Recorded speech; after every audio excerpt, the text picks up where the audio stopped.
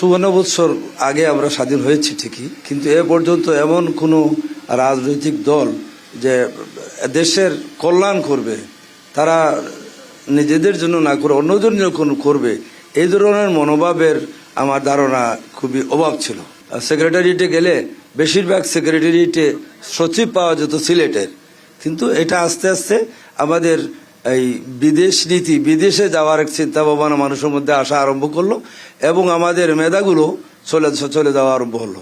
জামাতের প্রতিনিধি, আপনি যদি বলেন যে আপনারা কি কারণে নিজেদেরকে এখানকার মানুষ বঞ্চিত বলে মনে করে?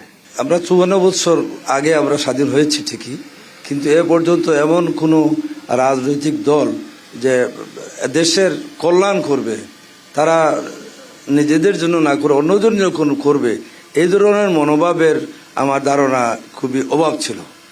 মানে রাজনীতিবিদদের যে রাধার নীতি, যেটা সবার জন্য করা, নিজের জন্য না, এই ধরনের একটা রাজনীতি পরিবেশ গড়ে ওঠেনি। আমি বলবো আগের থেকেই আমরা দেখি, স্বাধীনতার পরেই দেখি যে আমরা স্বাধীনতা করলাম, আমাদের যে ইচ্ছা আকাঙ্ক্ষা ছিল, কিন্তু এই কয়েক বছরের মাথায় সেটা শেষ হয়ে গেল।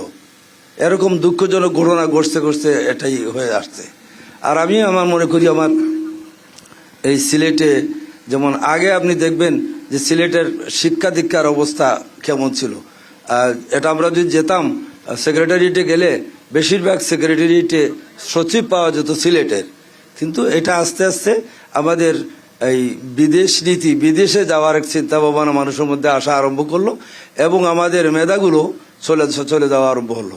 বিশেষ করে পরবর্তীতে সরকারি, আমি কাউকে দোষ দিতে চাচ্ছি না, আমি বলবো যে সরকারই আছে যে আমাদের শিক্ষিত ছেলেমেয়েগুলো কাজ পাবে, এই চিন্তাটা করেছি যে আমরা শিক্ষা দীক্ষার দিক থেকে পিছিয়ে যাচ্ছি, যার জন্য আমরা এত পিছিয়েছি, এবং সেই আমার লাইফের চেষ্টাই আমি সেটা করে যাচ্ছি যে শিক্ষা দীক্ষা কিভাবে আগানো যায়। আমি বিভিন্ন প্রতিষ্ঠান করা বা এই ধরনের একটা চিন্তা ভাবনা করছি আমি।